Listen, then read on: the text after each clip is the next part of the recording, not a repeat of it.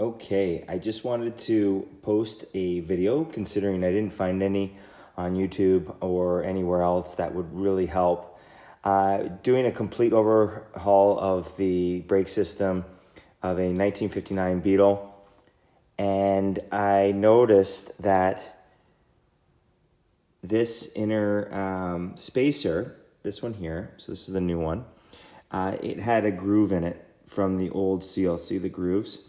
And the grooves basically mean that the seal has been running on that surface for so long, it's grooved it, and then you're going to get some grease leaking in onto the brakes and everything else. So this was the old seal.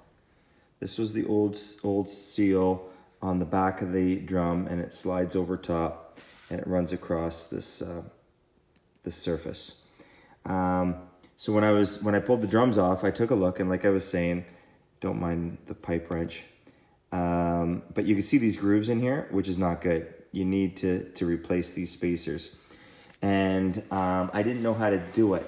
So it ends up that I pulled off the backing plate. So here's my brakes and all that. I didn't realize that I had to take all this stuff off to get that spacer off. And I put all the brakes together. But anyways, just these 3 bolts come off.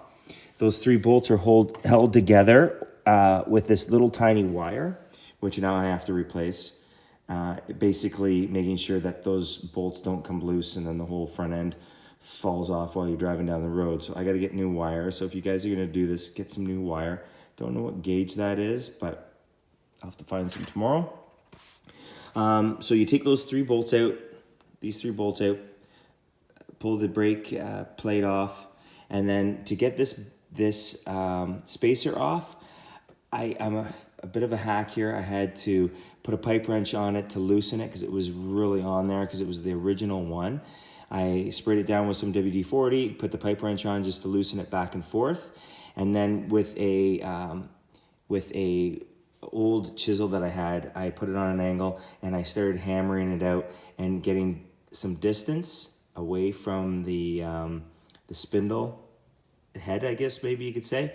As soon as I got this down a little bit, then I got my puller on there, and then I pulled it off, and it came off real slick, real nice. And then I just tapped the new one on with a hammer and just going very easy with a piece of wood all the way around, and just tapped it all the way back on.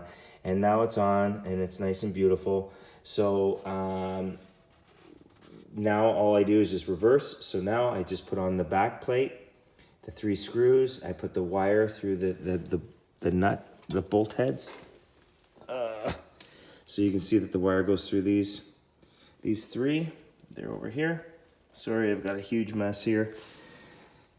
And yes, so then the new seal, I got the new seal. So the new seal kind of looks like this.